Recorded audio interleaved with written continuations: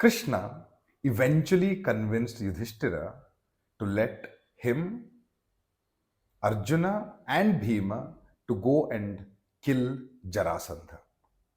He told Yudhishthira that that is, Krishna had Niti, Bhima had power, and Arjuna had valor. So when they reach Magadha, they're going to ask Jarasandha to choose for himself whom he is going to fight. We are all capable of defeating him, but if I know Jarasandha, his pride is going to get the better of him and he is going to challenge Bhima. That is what I want, because Bhima will fight him and eventually break him like a twig.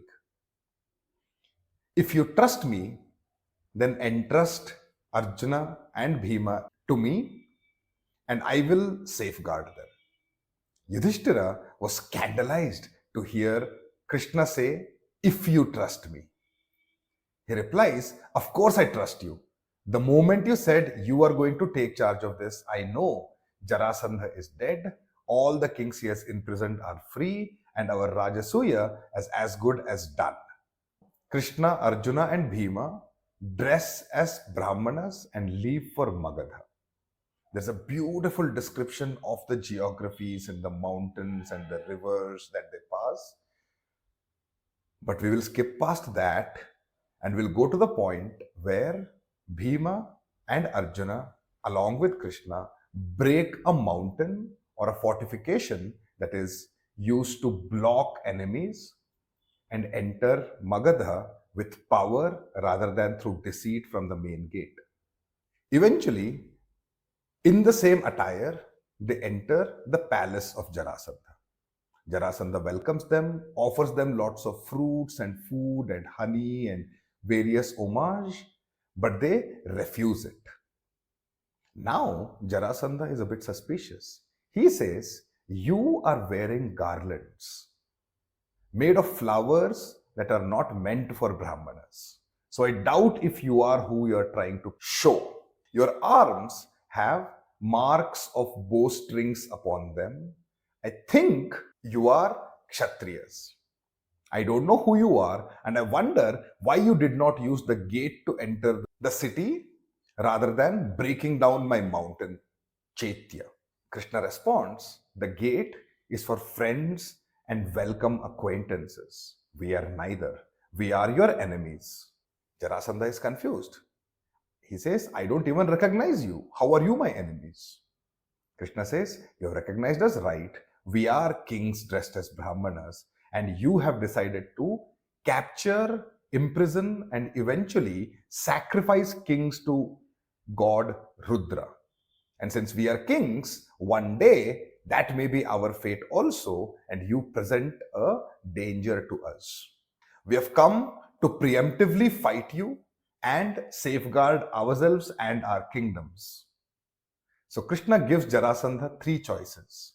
You can either fight army against army, we will go and get ours, or you could fight all of us together, or pick any one of us and fight whomever you desire.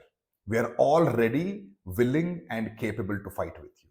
And as Krishna had suspected, pride gets the better of Jarasandha. He says, "I will fight the strongest of you, this Bhimasena."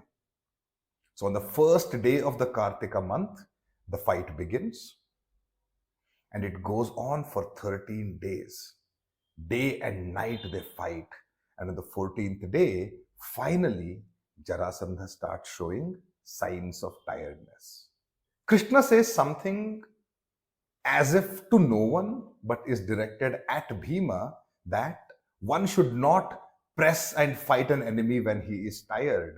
Because if he is tired and you lift him up and turn him around and smash him, chances are you will kill him. And therefore, you should never fight a tired enemy and do adharma. Bhima understands this. And on the 14th day, as the king Jarasandha is showing signs of tiredness, he picks him up, whirls him around 100 times, and then smashes his back upon his knees. They say the sound that came out of this back-breaking effort was such that People in the city and the kings in the dungeons wondered if the Himalaya mountain itself was broken into two. They wondered if an earthquake was caused and if the earth had sunk into Patala. Jarasandha dies. The biggest potential enemy of the Rajasuya Yagna is now defeated. Triumphant, Krishna, Arjuna, and Bhima return back to Khandava Prastha. Everyone rejoices in their return, and they now know that they are ready to perform the Rajasuya Yagna with no big hindrance to their sacrifice. So now we learn two things in this. For the first time, we are seeing how carefully Krishna finds loopholes in accepted dharmic way of fighting. We will see this much more when the war begins, but this is the first sign of it. Because it is considered not correct dharma to speak to two people who are involved in a fight amongst each other, Krishna says, don't do something, but he means do it. Bhima catches it. We will see again and again Krishna employing this technique with Bhima, Bhima immediately understanding what Krishna means. And while we are usually used to the Krishna and Arjuna bonding and how they understood each other implicitly, we will know that there is a bond that exists between these two warriors as well, even though their friendship is not as close as Krishna's and Arjuna's. Point number two is that Jarasandha is Krishna's mortal enemy. He happens to be the father-in-law of Kamsa, who is Krishna's uncle that he killed in Mathura.